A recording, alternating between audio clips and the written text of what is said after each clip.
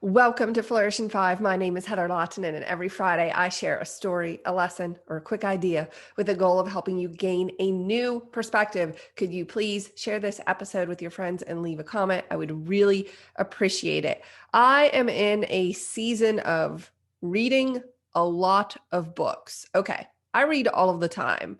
My goal is usually about a book a week, so 53 books a year. But last week I read 3 or 4 books. I mean, I'm just devouring them left and right. I'm so interested in so many things.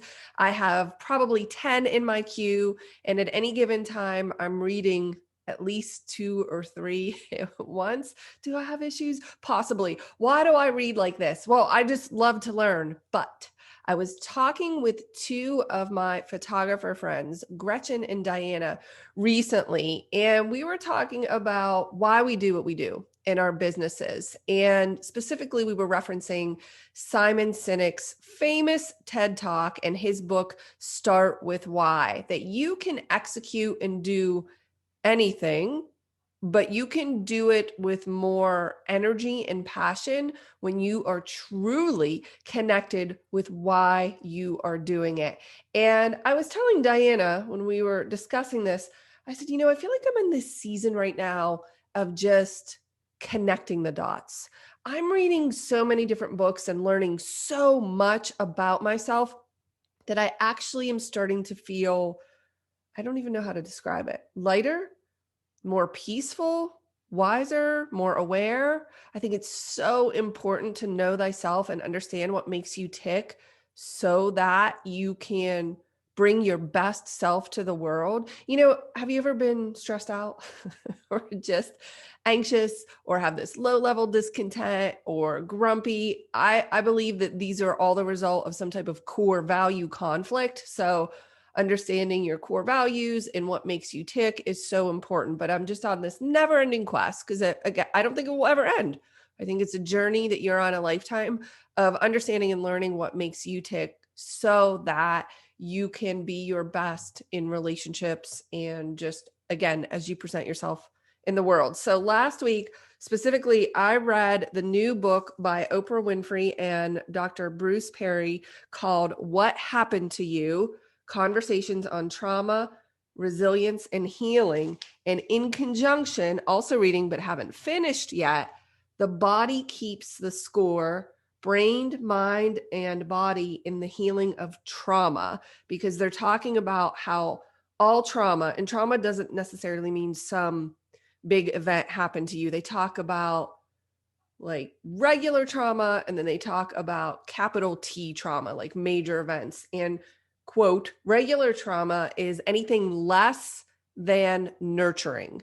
Could have happened to you. For instance, your second grade teacher might have made a passing remark about you not putting forth your best effort, or maybe even called you stupid or lazy, and that stuck with you and it impacts you forever. That could be a version of trauma. These books are fascinating, but I truly believe that the book from Oprah and Dr. Perry, What Happened to You, is a must read for everyone, but especially teachers, because it starts to explain why children and even adults behave in certain ways. And one of the chapters is called Connecting the Dots. And Oprah shares several stories, as does Dr. Perry, that are so interesting. Oh, the reason I love this book is because it's not just science. It's like they tell a story, they explain the science through a story, which makes it really relatable and easy to understand. Although the stories they share are quite horrific, you can still start to understand how that impacts your brain. So that's why I think everyone should read it.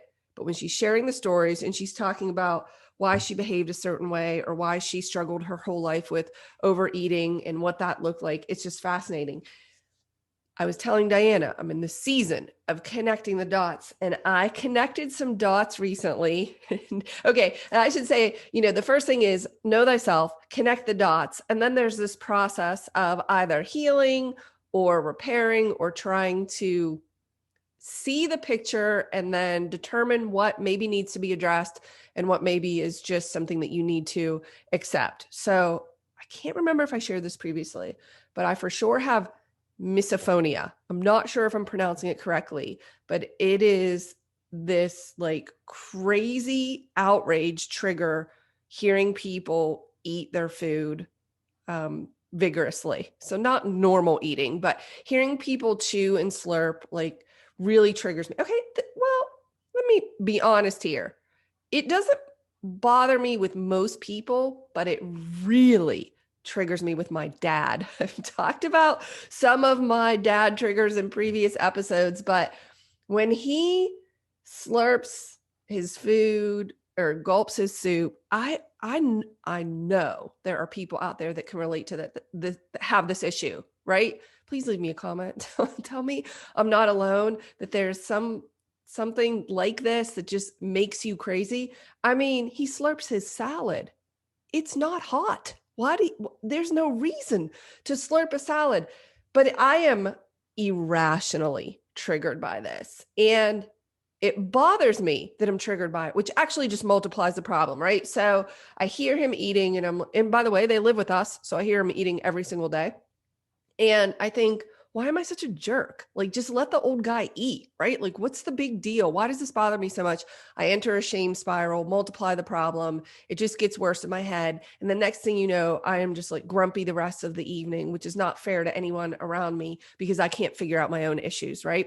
Well, I had this epiphany recently, and then reading this book helped me to connect this particular series of dots, I should say, put this picture together. So I see it more clearly now. When we were kids, my dad could not stand to hear us eat or breathe for that matter. He was very, very high strung. He's mellowed out in his old age for sure. But when we were children, if you ate loudly, slurped your food, or did anything like that, he would lose his mind. Over the top reaction to the way we were eating. Specifically, I remember one time I was a child, I was trying to learn how to twirl or roll my spaghetti with a fork on a spoon, right? And it was like, slopping all around. And he called me a pig. He said only pigs eat their spaghetti that way. And from that point forward, I'm now 46 and a half. I still cut up my spaghetti to eat it because of that incident. And he was really hard on my older brothers in regards to how they were eating.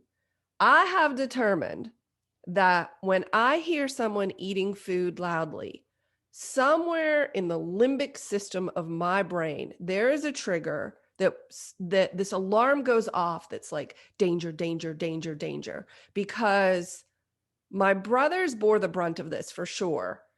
They would be eating loudly. I would hear them eating loudly. I would know my dad was about to explode. That would happen. And it was very scary for me. I didn't feel safe. So when I hear somebody eating loudly, it's not rational, you guys. It's not logic because it's not the left side of my brain.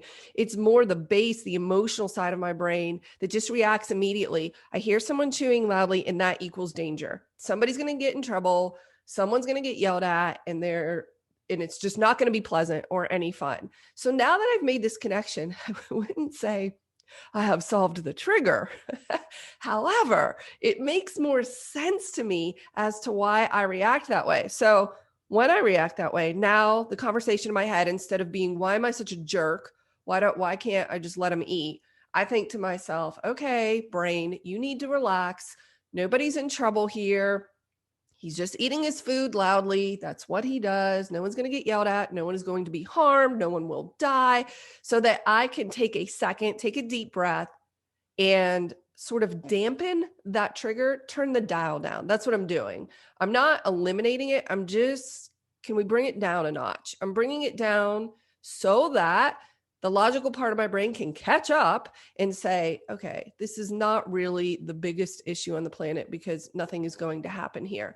Making that connection has been really helpful to me. That's just one example. Again, there are several examples in the book. I highly insist that you read this book because not only will it give you insight into yourself, it will help you really understand others. So when they react or they are triggered by you, or maybe to something else, and you see this happen and you think, what's their deal? Why are they so triggered? Instead of saying that, you could say, I wonder what happened to them. Like, what happened to them in their life, in their childhood, most likely, maybe they don't even remember it, that causes such a reaction? Because it's happening in the limbic system of the brain. No, I know I sound like a neuroscientist now. I love this brain stuff. I find it so interesting. I hope that you found this useful. I'll see you in the next episode.